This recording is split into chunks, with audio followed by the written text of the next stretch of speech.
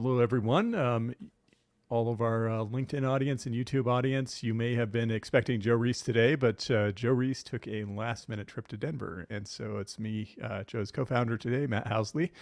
And we are grateful to have Shinji Kim with us today, who is it founder, co-founder of SelectStar? I'll let you introduce yourself. Yeah, thanks for having me here. And thanks for making the time. Obviously, also thank you, whoever that's listening here on your Friday. The founder of SelectStar. I've been on this company for about 2 years. Prior to this, I was working on a different company, also in the data space, called Concourse Systems, which was acquired by Akamai. And now it's an edge computing product for IoT at Akamai. And so, do I understand correctly? You founded multiple companies, basically. You haven't done this just once. Yes. You've done this multiple times. It's my second company in data, third data platform product I'm building. It's fun. Apparently it is. I mean, we were talking before we got started about how running a company, starting a company, working in a small company is a special type of insanity. I mean, so tell me a little more about that. I know we're both working over the weekend, over the holiday, which maybe is not ideal, but I You see shouldn't expose that. Yeah. Well, okay. Sorry, I disclosed too much information. My employees should be taking Monday off. I will encourage them to do so. But I think often when you're running a company, holidays are an opportunity to like catch up on other important things that have been like falling by the wayside for a while. Yeah, for me, it's always Sundays where I try to catch up on some Slack. Yeah, Slack, email, like any kind of outside writing you want to do, just like making new connections with people, trying to reply to things that require a lot of detailed thought. Yeah. What's so after starting a previous company, what was it that motivated you to start SelectStar? Like what was the moment where you're like, you know what, this could be a company or this could be a new product? Sure. I guess I'll start talking about a little bit of my background Yeah. first. So I have a computer science background, studied software engineering at University of Waterloo. They have a great co-op program where you get to work with multiple companies during the school term. And through that program, I worked as a data scientist at Sun Microsystems. This is back in 2007. I was building sales forecasting models for their 10-year worth of sales data. Really, we were like posting out the next like week by week plan and forecast numbers for sales and operations team. And then I've also worked with companies like Facebook in their growth team doing search engine marketing analysis, which actually is just building a lot of ETL jobs and looking into what the ROI of each keyword performance look like. So overall, I mean, I've like kind of like started as an application engineer, but have stumbled upon data initially actually because I was building like web application for having like an interactive dashboard for our sales forecasting models, which became like a more of a R program later. Anyway, so I've been an experiences of working as a software engineer, data scientist, data engineer, and also as an analyst. I worked with consulting, management consulting before, and also I was the first product manager at a New York startup called Yieldmo. So by the time I joined the Yieldmo, the company had about 20 people, and within the following year and a half, they grew to about 85 people. So the company was growing very quickly and started to wear a lot of multiple hats. But a lot of the stuff that I was doing was data analysis, running SQL queries all the time to look at how our advertisers are doing, publishers are doing, as well as like what are the types of like next products that we want to release for our customers. And this is where we started running into a lot of challenges around scaling our data infrastructure, because Yieldmo as a real-time ad exchange was growing very quickly. We were hitting about 10 billion events a day. And I'm talking about events as impressions, clicks, all these activity data that's happening in large publishers like CNN, Forbes, Reuters, Fox News. These are all the customers that we were working with at the time. we were primarily based. Our ingestion pipeline was based on mostly open source frameworks, uh, Kafka to Storm to HDFS, and it got to a point where Storm couldn't handle our scale, and that's why we ended up building our own solution and spinning that technology out as a company was my first real company that I started back in 2014 called Concord Systems. Fast forward, I sold that company at the end of 2016. Now it's an edge computing product at Akamai called the IoT Edge Connect. And through Akamai, I worked with a lot of consumer electronics companies and automotive companies that wanted to do better analysis and build real-time applications for their consumers that they were serving. And from there, a few things that were very clear was that companies are just continuing to collect more data more often. And Akamai has also very close relationships with a lot of cloud providers as well as carriers. And it started becoming very clear that now collecting data, storing those data, and also running high compute on top of those are starting to really get solved by companies that can really, have that cloud infrastructure provided, and with a better way to elastically scale or manage. And so, like infrastructure perspective, the last 7 years of working at Akamai and Concord gave me a lot of thought around like how data platform and infrastructure should work together. But the part that I started noticing from a lot of the customers I was working with is that the next frontier of problem a lot of them are starting to run into is how they're going to use the data. So I collected everything here, but why does the data look like this? Which field should I really use to answer this question? Or in order for me to answer this business question, what are the data sets that I have that I'll be able to maybe, infer our decisions on. So I felt like this is an area that I wanted to solve because I knew that the problems are only growing. After Akamai, I took some time off, traveling for 9 months, spending a lot of time with my parents. This time period, I started doing some advising and angel investing with other seed stage companies, and got me to think that what I want to do next is probably start something again in an area that I know that I can make a difference in. And this was a very interesting problem for me that I felt like was overlooked or wasn't really being solved by existing players in the market. So that's why I started SelectStar, and that was just about 2 years ago. Well, that's fantastic. Yeah, I mean, you guys, and am I correct? Your seed round was about a little over a year ago. Is that right? Or was it further back than that? I was looking up some news about Yeah, the seed company before round you jumped was on. like Yeah. basically soon after I Okay. started the company. Yeah. Yeah, at that time, so it was led by Bowery Capital, which is a B2B SaaS seed fund in New York City. They knew me from my last company and got in touch with me. And it was actually a great timing, mainly because pandemic has just broken out in the US, and most of the investors that I talked to at the time, they all canceled their meetings or have told me like, oh, can't really make any decisions right now. But I was like ready to start the company right at the time. So I'm just glad that Bowery was there to partner with me to kick off SelectStar. Yeah, it's interesting because I think right after like COVID hit and everything, there was just total panic. No one knew what was going to happen with financial markets, with business, and then shortly thereafter, it's like, wait, there are actually a lot of opportunities here, and it turns out we can work remote. And maybe this is even an opportunity for us to rethink some of our working models and to bring in talent that wouldn't otherwise be accessible if like you had to have everyone in the Bay Area, have everyone in the Flatiron District or whatever in order to actually work together.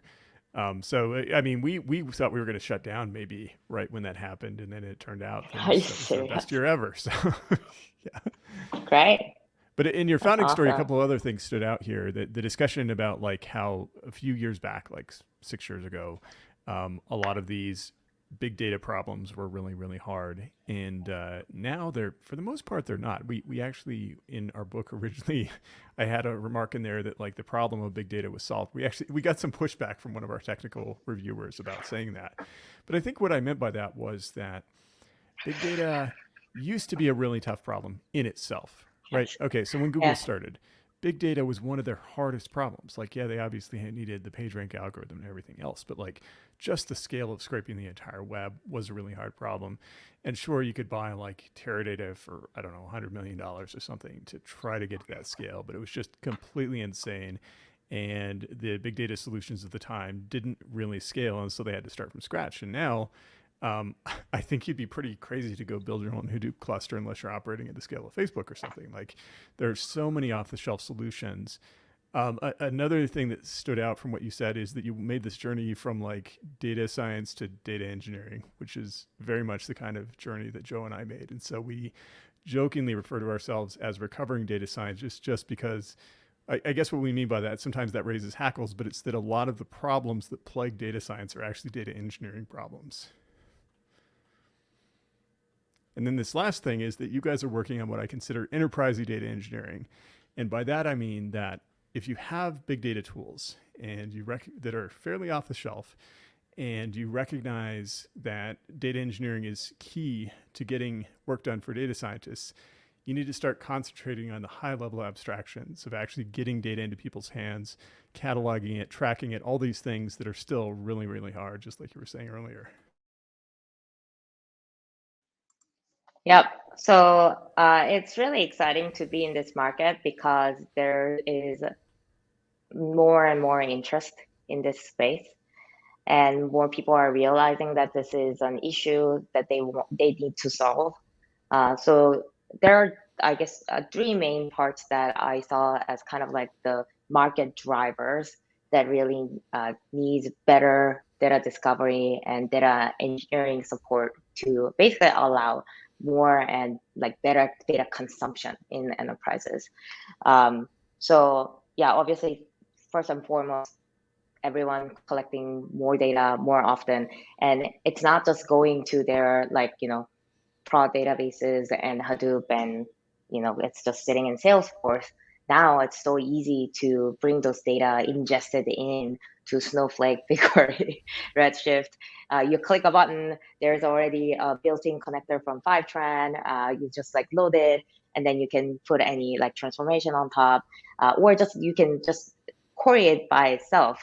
Mainly because your cloud data warehouse now becomes the source of truth, where you'll be able to find any data wherever domain it belongs to. And I think that itself is actually also a definitely a big step forward from where we used to be, because like when I was working on Concord like 2014 and 15, oh, like I've been continuing to hearing always things like, oh, like the omni-channel view, or like 360-degree view of customer is actually almost impossible because the data is scattered everywhere in the applications we use. Well, today there are hundreds of connectors to be able to pull all that data into one place, and now you can join them in order to run at, and build the next level analysis and data science model, machine learning model on top. And I think that's pretty remarkable. But on the other side, to make that happen, it does require better software engineering, data engineering, and ways to basically organize data better. But that's only on the infra side. I would say it's an infra platform side. The other two parts that I saw also was one, like hence because this is like now the uh, one single source of truth where anybody can find data from, like if I'm in the sales team, I can also join it with the marketing data or product data very easily. But I'm going to have my analyst to be able to generate report that I want to see. And instead of going to just the centralized data team, now we have multiple domain owners that are creating their own dashboards and reports and KPIs. And I think this way of decentralizing data ownership is also makes a lot of companies to move faster and not having to be delayed by centralized data team. At the same time, it's also now more important, hence, that for the data platform team to ensure everybody's using the data correctly and data is up to date and is quality, has the quality, because like they are not the ones that doing the analysis themselves. There are more consumers that's going to do that. We call this a decentralized data ownership. And then the last part is basically democratization of data, because it's not just the data teams and product management anymore. It's also a lot of business stakeholders, executives, customer support that can slice and dice the data as they want to in Looker, Tableau mode. That they can kind of filter it out and create their own analysis instead of just waiting for like an email report to be delivered to their inbox. And I think that explosion almost on and the more advanced usage of data in just throughout the company now is much larger. It just covers a lot more surface than before, which brings to the fact that now it's more important to document the data correctly, understand like where the data is coming from or how it was transformed, as well as just having a good taxonomy of organizing your data so that people are actually using the right data correctly. Yeah, so I think in terms of market, we are seeing that more like just 2 years ago when I was starting SelectStar, many investors and companies have said, "Oh, I think it's really nice to have, but I'm not sure like if it's like hair on fire problem." Whereas today, more and more companies see that adopting a better data discovery or data catalog is one of the next steps that they have once they have their modern data stack set up. Because after they have set up Fivetran, Snowflake, and their BI tool, or let's just call it ELT, Cloud Data Warehouse, and BI tool, they wake up to the fact that now actually we have like thousands of tables here. And we've already had hundreds of dashboards here. Which one's actually still up to date? Which are the ones that we should mark as official dashboards so that everyone knows where to start from? I think so. It's really interesting time to be in. Yeah, so I'm having fun building product in this area. It's a very exciting place to be. I mean, the thing is, this new generation of I don't necessarily like the term cloud data warehouse. It's an okay term, but it's very widely used. So let's just go with that. So things like Snowflake, BigQuery, Redshift now feels a little bit old, but when it came on the scenes, it was just like this amazing technology just a few years back. But I think these vendors quickly realized that, yeah, people can dump all their data in here, but they're not going to get a lot of value out of it without these complementary products. And I think Google and Amazon have made some efforts to kind of build their own cataloging tools like Glue Catalog. What is it? I think it's like GCP Data Catalog or something. They're okay, but like they have a long way to go in terms of functionality from what I've seen. The other thing I'd say is, I mean, go ahead. I was gonna say that data catalog, we see it as a feature of the platform, like full data discovery, because like I see Glue as a metadata like catalog. It does not. So we like will integrate with like Glue catalog, because that's almost like info schema that we can just get the structure of like the schemas or tables from. Almost like High Meta Store is in a way a catalog. Account usage tables are in a way a catalog, but with I guess the data catalog solutions are just has a UI up front. For us, catalog has always been is more of a feature of a data discovery that gives you the structure of how the data is laid out, but that's not enough in today's world. And what we really want to provide is automated context around that structure, like where is the data coming from and where is it going to, through something like column level lineage, as well as who's using this data, how are they using it, through like popularity score and providing popular queries, joins, things like that. Yeah, I mean, yeah. Basically, you need a layer, like you're saying. These tools like actually store the metadata, but they don't really provide very powerful search capabilities in the sense that, yes, you can query that metadata and see what tables you have, but they're not really like insight engines, like this sort of next level of metadata querying where you can actually get insights out of the metadata at a deeper level.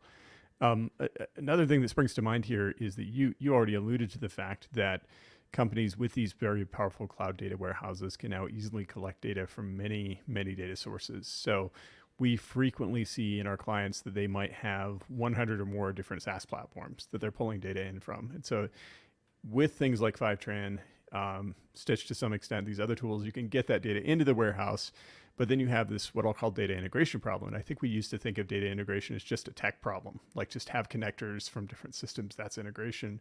But I think there's a growing realization that integration is about combining the insights across those data sets. And that's really hard, as it turns out. And so I'm curious to hear your thoughts on that, like the integration problem across many external data sources.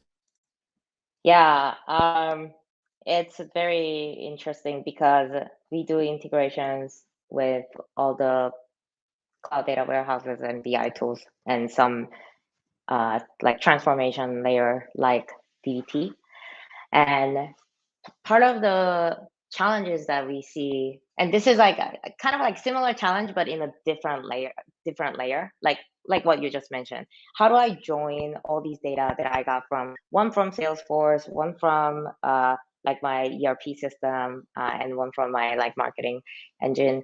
Like you kind of have to understand the schema. So I think having like Fivetran has done a great job of exposing all their schema ERDs on their docs, and that's like readily available for everyone. But at the same time, without having a lot of examples, it's also hard to kind of get that through. And I think that's why they've also released the their DBT packages as well, which I find very interesting. On our side, like similarly, it's really, we want to show, let's say, like the integration or the connection between your data warehouse and your BI tools. But in order for us to show them consistently, whether you use Tableau, Looker, or Node, we need to have our own standard of how we treat metadata. And to try to basically integrate different tools into this is its own challenge. So first, there is the technical challenge of like utilizing their API or querying their meta store. But the other structural challenge is that everyone has their own way of displaying or structuring the dashboard or report. Like Tableau will have its data sources and workbooks, whereas Looker will have like the LookML models or views and explorers and then dashboards. So kind of having a good understanding of we're getting to like a common understanding and trying to distill that down simply so that our end users can easily either like know how to kind of combine or where the data is coming from, where is it going, and how do I use this together. It's I think an ongoing challenge, but I see it as it's kind of almost like, because we are going to do this work up front, when our customers pull data from SelectStar, they can get it in a more standardized way of metadata. And to me, that's exciting. And I think Fivetran is also starting to move towards that direction as I think they're going to expose more metadata of as they are providing more transformation, not just the load. And I think that would be also really interesting. Sorry, am I Interesting. going too deep No, on no, no. This is great. knowledge? No, I mean, I think this is where we see the whole industry going in the future is just toward higher powered abstractions like this. Because again, I think what we saw in the peak data lake era when everyone built out Hadoop is they dumped all this data into their big Hadoop systems, and they stored it, and then pretty soon they couldn't figure out what to do with it because they had no metadata, they had no insights, they had no catalog. In many cases they didn't even have descriptions. Like a data scientist would just dump a big data set in there, and then someone else would come back a year later and like, I have no idea what this is. And there's just this recognition now, like, okay, we have these cloud data warehouses are a form of data lake in the sense that they have unconstrained storage. You can just put as much data as you want in there, but without these insights it's just not very useful. And yet that data is still a gold mine if you can figure out the kind of meta querying to make sense of it for both analysts and data science. So I'm gonna Yeah, flash and I it. think Go ahead. this becomes a lot more also important when you have multiple cloud data warehouses and multiple BI tools. We see a lot of customers with now 2 and 3 different BI tools because different divisions use different parts. But they are still sitting on top of the same data warehouse. So when you are running downstream analysis of how many dashboards are going to break if this column changes, being able to see that in the same list is helpful than having to query 2 different places, as an example. Well, and this kind of organizational insight is very useful too, because there are many data sets that people spend a lot of effort and time and even money importing, and then it turns out no one consumes them. And often, like the EDW or data engineering team isn't even aware of this, and so they're spending all this effort. They might even be on call to fix problems, and they're not even getting used. And so, if you can at least detect that they're not getting used, you can do one of two things: you can remove the data set, or you can start asking around, saying, "Hey, is there someone who can make use of this data set to make it useful?" Exactly. Yeah. Yeah. So when we started SelectStar, the main 3 parts of the feature of V0 we wanted to nail down on was first, like unified data catalog, and then data lineage and popularity. Combining lineage and popularity together can really give you that insight of, okay, something's gonna break, but does it matter? Uh, and when you get down to the usage level, not just based on the queries, but because you can see who has been accessing this dashboard or table, you can say that there's only one dashboard that's going to break, but our CEO refreshes that dashboard every day. uh, or there may be 10 dashboards that's going to break, but nobody's really using that anymore. And those insights, I think, is really kind of like the next level of metadata and analytics that you can get once you have a good lineage and uh, yeah, usage tracking like popularity scores. Yeah, it's interesting that like in DevOps, one of the major problems is to track, who's accessing services, how much the services are getting accessed, and yet there's progress to be made in doing the same thing with data, right? Like we should treat a table almost like a service where it's like, all right, who is consuming from this, which dashboards, which services are consuming from it, which ETL process consume it, and then make some decisions about the impact of that data on the organization, how it should be treated. Yeah, and to go one step further, um, uh, some of our customers actually now have integrated our column level lineage API into their CI/CD pipeline. So they don't get paid. They just block the PR that the software engineer wants to make if there is downstream effect that's gonna happen. And then they're like, okay, well, there's the dashboard's gonna break, so you should go check out the column lineage in SelectStar and notify the owners of those dashboards. These 5 owners that have created dashboards, they should migrate to a new column or so that they can update the code before you merge it in. And I think that's kind of the way that we need to head towards, instead of just looking for, oh, where's the root cause of the problem. Right. Right. And it enables agility. In other words, people can move fast and break things if you limit the consequences, if you limit the impact radius of what they do, right? Like, okay, you can break stuff that's not going to hurt people, but you can't touch this stuff that's really critical. We've also talked to, Joe and I have also talked to a bit about this idea that once you get into the cloud data warehouse world where your storage really is virtually unconstrained, you can start doing things like versioning tables and forking tables. And say you have to watch out with costs and storage space, and there are many things to consider. But in many cases, it's just fine to say, all right, you're consuming from table version 1.0. Here's table version 1.1. It might break a dashboard, but it doesn't matter because you're not pointing to it. Now, we will tell you that you should eventually migrate your dashboard to the new version, and then we'll deprecate the old version. But you can start thinking almost the way you do with microservices, where you might have multiple microservice versions out there, and you gradually migrate people to the new ones over time.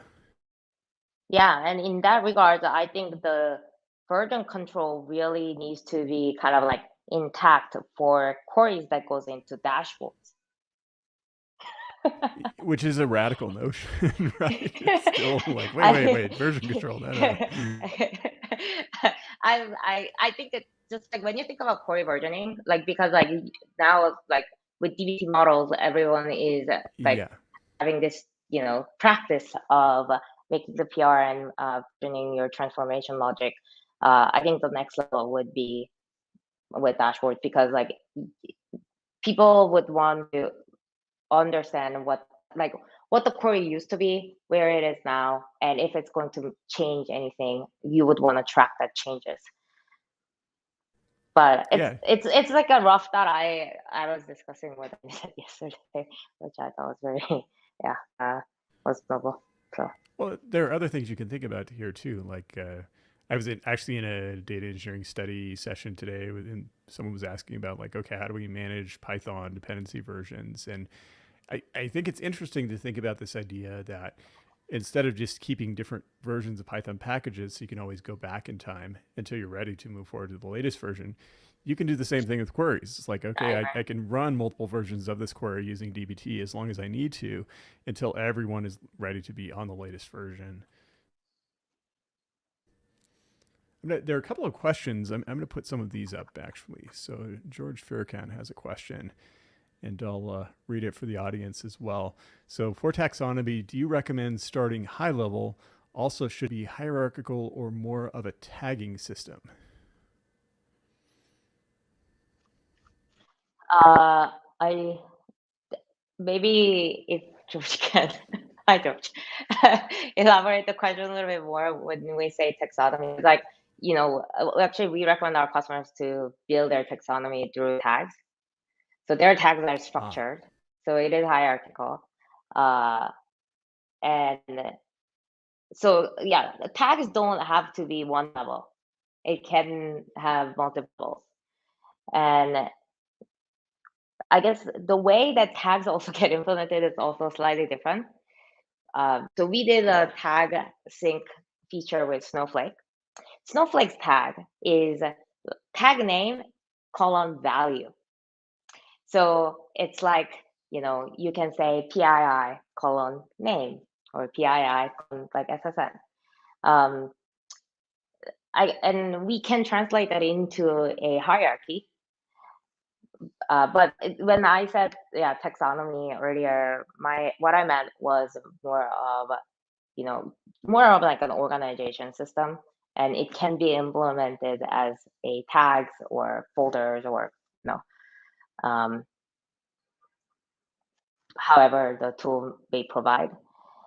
In terms of where to start, how to start is I think starting at the high level that encompasses the largest chunks of domain level information, and some type of like status information I think are important for tags.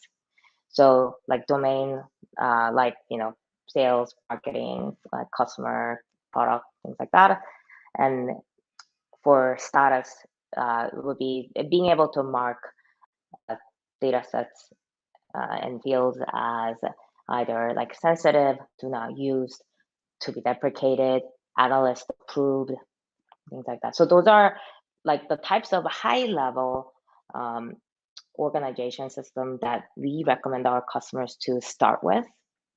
And as they involve more people into um, SelectStar, they can have the other data analysts and different teams to create sub tags or apply the existing tags to the data sets that they use all the time.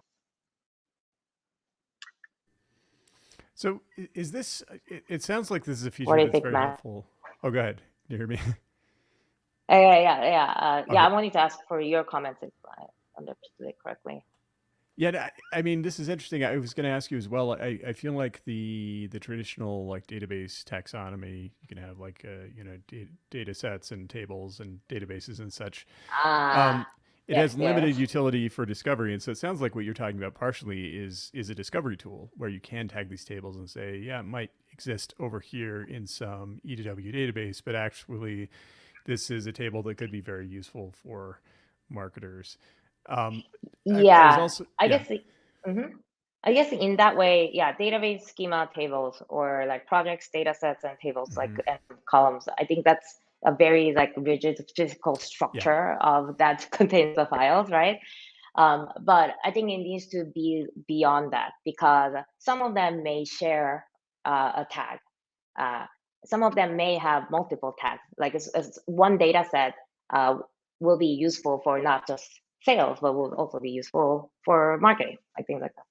So I think having a more flexible way to organize something like tagging system, I think it will be helpful. You also mentioned this ability to like tag a column as deprecated, say, and say, okay, this maybe we have multiple versions of a column showing up in a table, Yeah. and we're going to deprecate one and remove it. Do you see your customers like integrating that into their development flows? Are they able to integrate that into like a DBT development process to say, okay, we're going to mark this as deprecated in SelectStar, and then over time we can start detecting the uses of that and gradually pushing them out, hopefully. Yeah, I think it's really because they'll be able to see that this field is going, like, and the user will be able to see that this field is either in maintenance, not being used, or do not use. Uh, they will be able to use the other version of the field. It's so much easier to add the field than removing the field, right? Well, especially So where people so often, they shouldn't do this, should always explicitly select individual columns. But your company's name notwithstanding, running select star and kind of in any data processing pipeline is not a good idea for exactly this reason, because you pick up new columns, you're not intentional about what you're selecting. that's true, and Yeah, this is why data lineage is so important, yeah. right? Because data lineage, we because we work on column level lineage, and when we do column level lineage, we will pull all the columns and tell you that this includes this column that either doesn't, or I mean, before you change the column, because of this select star query, you shouldn't Yes. make that PR approved. Yeah. So I think that's part of the job of data lineage on the impact analysis front. Regardless of how the query was written, um, it's important for the lineage to be up to date with the current state of metadata. So it's not just parsing the query or code. It's like combining all the queries in a pipeline, for example, to see what the final output table depends on, so you can understand like what's going to break, just like you were Yeah, saying, if you drop a column. that's definitely one to put it together. Yeah, Yeah. we do it piece by piece, so that's why. So you're okay. So you're basically like composing together to get the lineage of tables, and then composing those lineages together to get final lineage of any given table you care about. That's right. Yeah, and Okay. then yeah. Let me put another question up here. This one is about self-serve analytics, and so I think this comes back to what you were saying earlier about having data more distributed across companies, coming out of many different teams rather than a central team. So This is James Eichelberger's question. So, regarding self-service analytics, it seems that you would have to highly curate the data that they can explore. Otherwise, you will have disagreements as to what the data means. If you have a few thousand employees spread across multiple geographic locations, it becomes very easy for misinterpretations to develop. How do you solve for that? I would think that you need some centralized governance of that. And this seems to fit into a bigger question. I mean, what you described earlier sounds a bit like data mesh, and there's a lot like this very active, I would almost say, contentious, raucous debate about data mesh and about whether this can really work or what it takes Yes. to make it work. And I think it's a very exciting idea, but I can also understand why people are nervous about it. Yeah, I think, I mean, data mesh is a kind of a evolution of decentralized data management, Mm-hmm. right? And if if we want to keep data under control, we do need a centralized way to track and govern uh, the data. And hence, in order to truly enable self-serve analytics, as much as it's important to open the access of metadata to so that everyone understands what exists and they know where to go to find it. The other big part that's also very important is guiding the users what's the right one to use and then what's the right way to use that data. So in a way, the like this kind of like now bleeds into data governance. I've wrote now 2 blog posts about it, and I'm actually giving a talk at Women in Analytics conference next week about data governance for modern organizations. Could I tune And into the that? Is big there a way to tune in online to your talk? I think there might be an online Okay. participation option for sure. Yeah. Um, but like the whole summary of this is there are ways for data governance or data management office to operate, whether that's centralized, decentralized, or more of a hybrid approach. There are pros and cons for each of them, and depending on the company size and how people utilize data, some of them may fall better than the others. Um, Most of the time, I think people think of it as a very centralized approach, and that's kind of where it starts from. Because without a central governing or more like a program management office, it's not going to happen like to make Yeah. an impact for the whole company. And data is something that is shared by everyone in the organization, right? If you go in, hence, but if you go into the decentralized model, well, because centralized may take a long time to implement, and it may not go like as smoothly. But if you go all the way to the decentralized model, then it doesn't really feel like the governance is really there. Like everyone has their own governance, right? So in order to make hybrid approach better, which is you need some centralization of defining like you know what are the high level taxonomy that we want to follow, or have some tagging system that the different teams can follow, uh, and some standards around data quality or processes or access. But giving the ownership and the sub controls for different divisions to put in, I think together, I think are both important. So I feel like going back to self-service analytics, uh, it also comes down to how your data is currently managed. We've worked with companies that have a huge data mart, more than tens of thousands of tables. That so they basically like made this data mart um, by only extracting sensitive data or very confidential data, and everyone just like can query however they want. But within that, they have like certain prefixes that they use, or certain schemas or databases that they dedicated as like, this is like a you know, real analyst approved data sets. Whereas you can also dabble into other data sets, but like if it starts with like this prefix, then you know that this is managed correctly and governed correctly. Quality is always up to date, things like that. And hence also this is like the P1 of data engineering to make sure that everything's good in that front. We've seen solution companies that approach their self-service analytics like that, as well as I've also seen companies that basically the data team, and usually this happens I think more on the smaller company, the data team will kind of like take an extra month to create their data mart along with good documentation that explains the high level concepts and flows and everything, and then slowly onboard their new analysts, product managers, ops people, so on and so forth. And it's more hand-holding effort, but it also works really well, and people seem definitely get more engaged during that process as well. And then last but not least, more on the data mesh slash like decentralized approach. We've been working with this enterprise company for a little more than a year now. And it was the data management office that initially adopted SelectStar.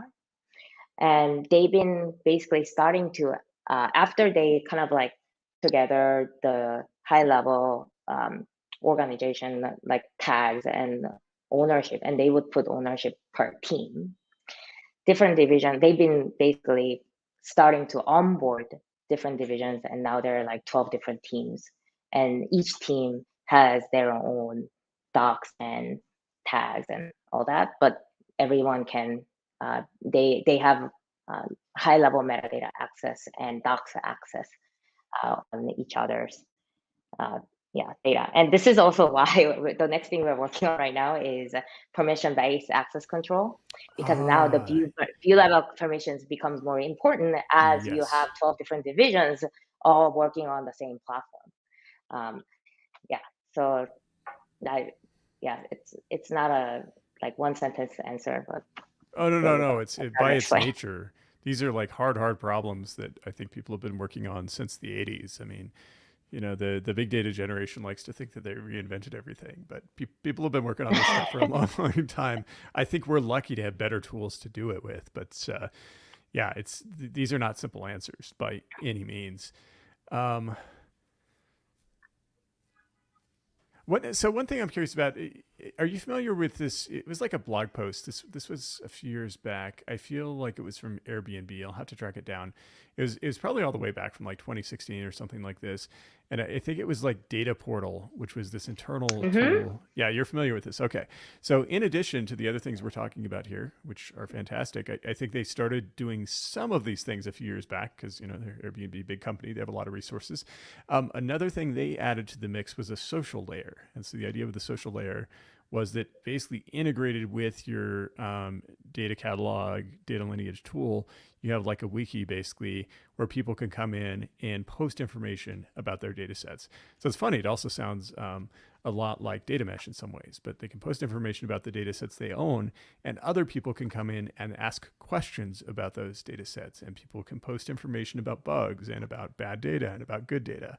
Are you guys working on anything along those lines, kind of more of a social integration with these other tools?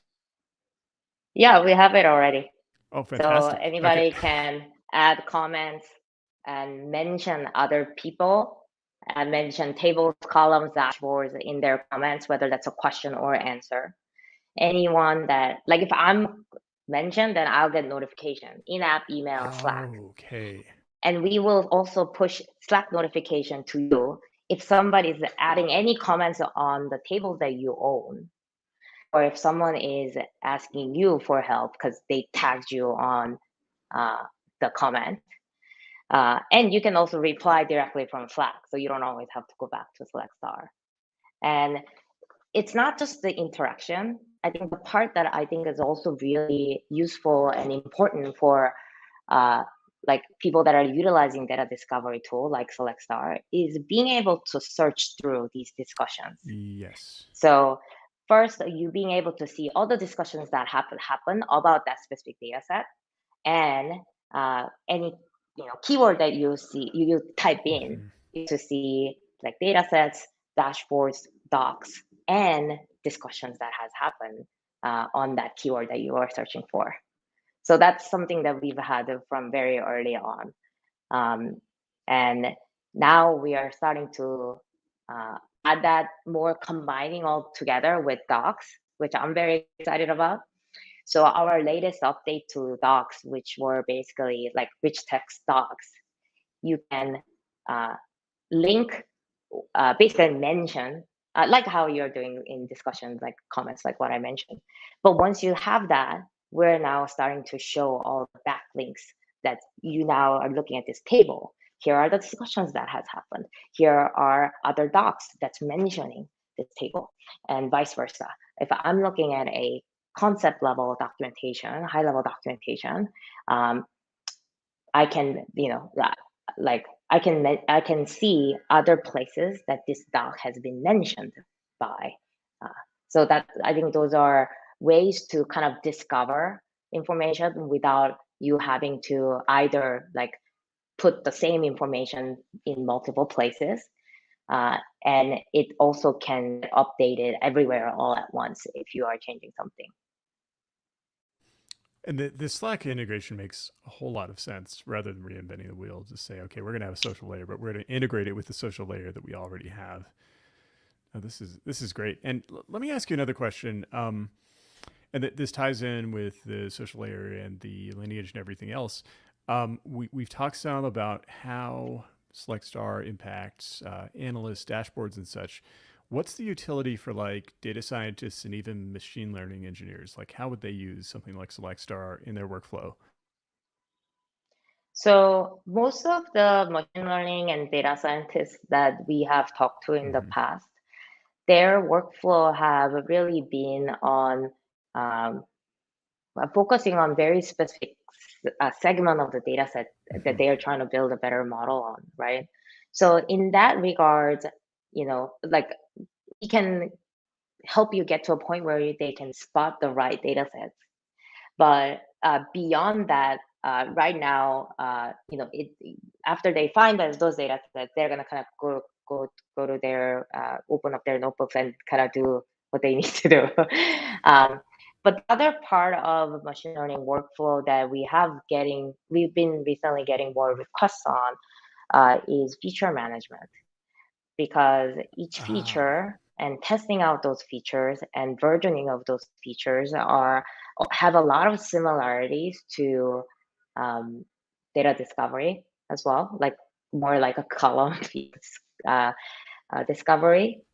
So we have a couple of like ideas around it, um, but we haven't like really made like a development plan for it yet. Still kind of in ideation phase with some of our close customers. well, yeah, and I mean, this is always the classic problem when you're a new startup, right? Like you have really solid customer base, you're starting to identify product market fit. You can see thousands of exciting things that you could do, but which ones do you focus on first versus which ones happen 2 years down the road?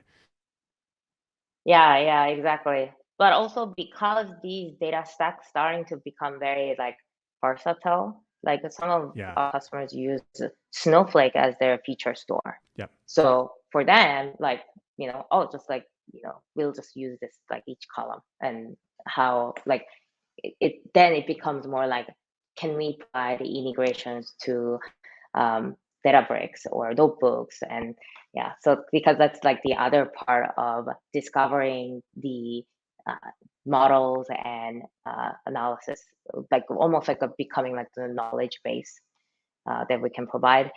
Yeah, so there are a lot of different ideas around improving the data scientist machine learning workflow as well.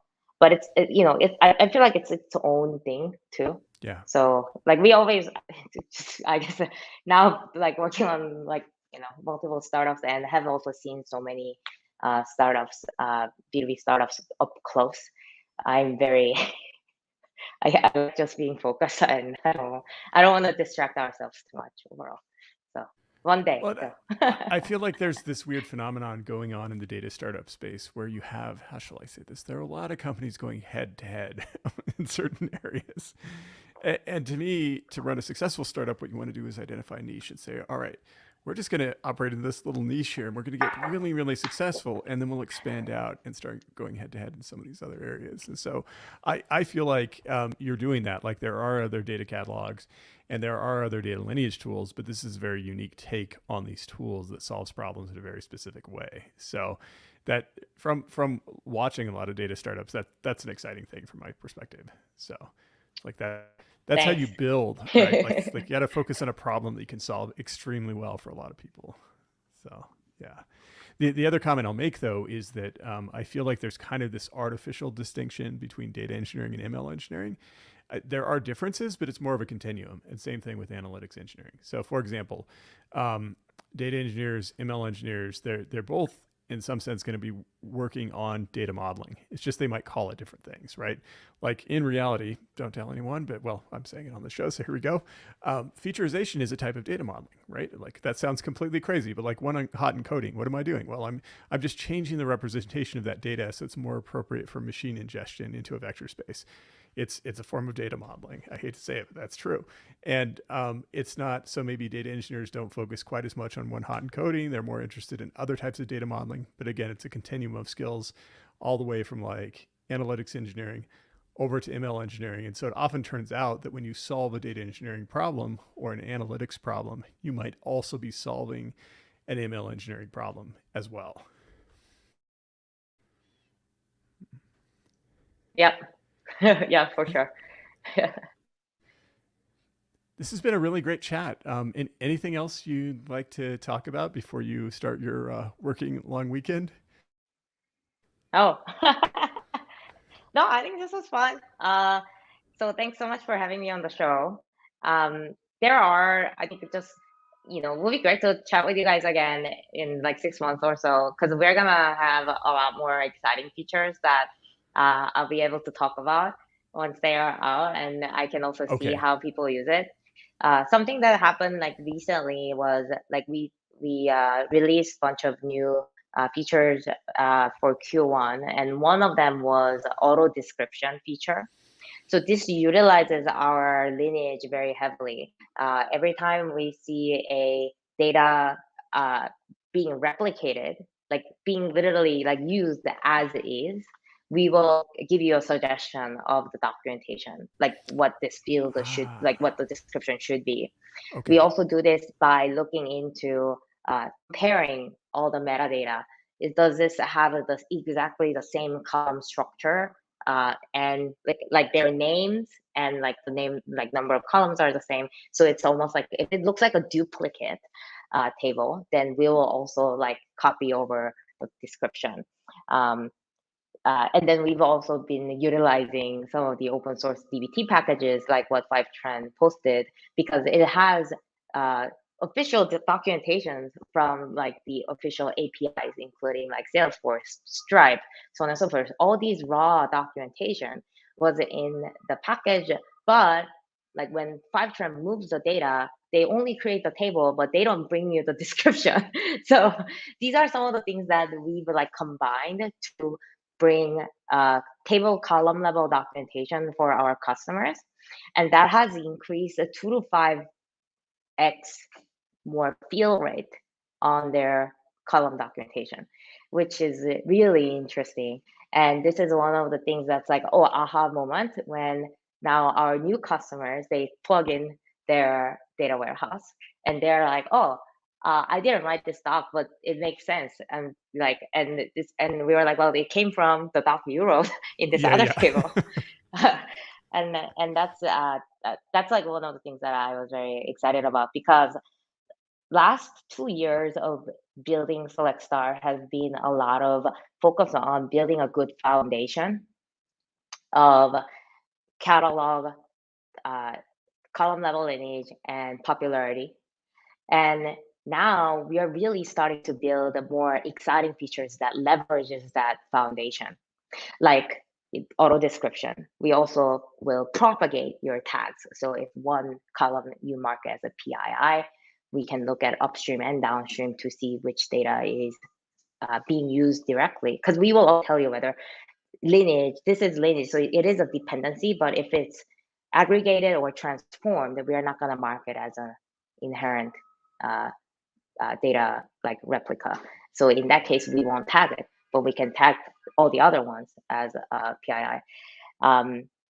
And yeah, and then yeah, doing the backlinks on the like rich text docs as well as linking that with this discussion. And then we have a couple other things that's coming up after Q2, including app control. So yeah, it will be great to chat again, and I'll probably have more like success cases to share around data governance and data mesh.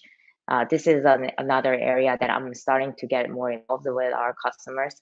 And I actually had a call with George, a live show with George before, and Oh, I'm giving okay. that talk next week. I recently also had a Yeah. roundtable in conference in Warsaw about data governance. There's so many questions every time I do this.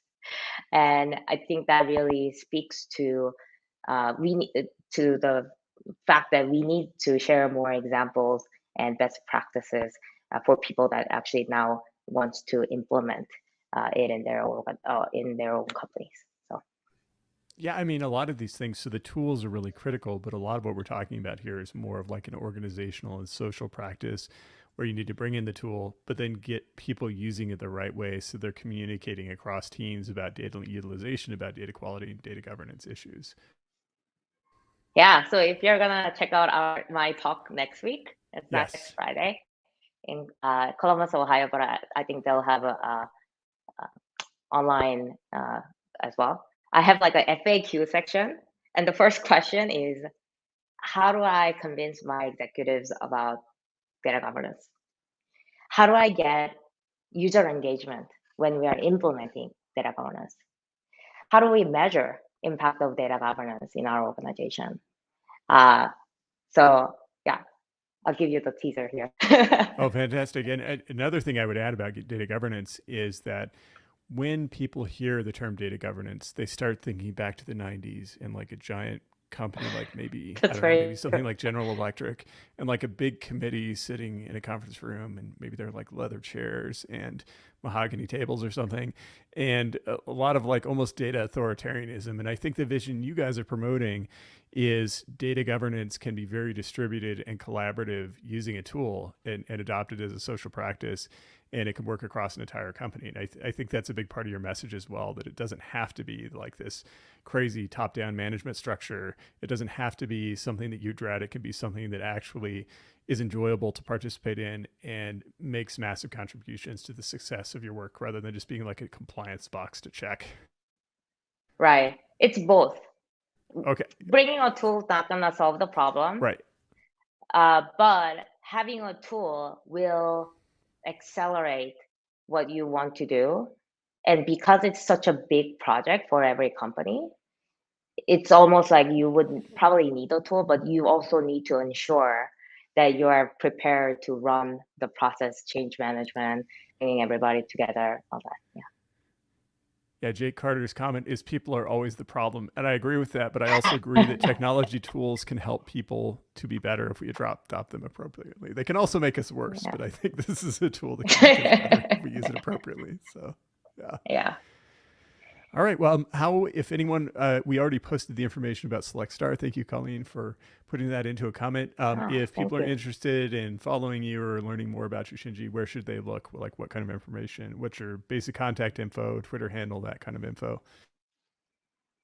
Yes, selectstar.com is the best place.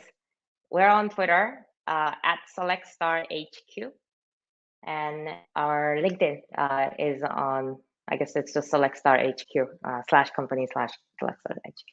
So you can find us there. Okay, let me make sure. Let me put this up and tell me if it's correct and if it's not at SelectStar Yep. HQ. Okay, fantastic. So for both LinkedIn and Twitter at SelectStar HQ, and yeah, definitely go check it out. And I will try to check out your talk next Friday as well. So really great conversation. Thanks for taking the time to be on, especially holiday weekend. You've got lots of stuff going on, so I'll let you get back to your Friday. Thanks so much for having me here, Matt. I had a great time talking to you today. Thank you so Have a good much. weekend. Happy Friday. Happy Friday.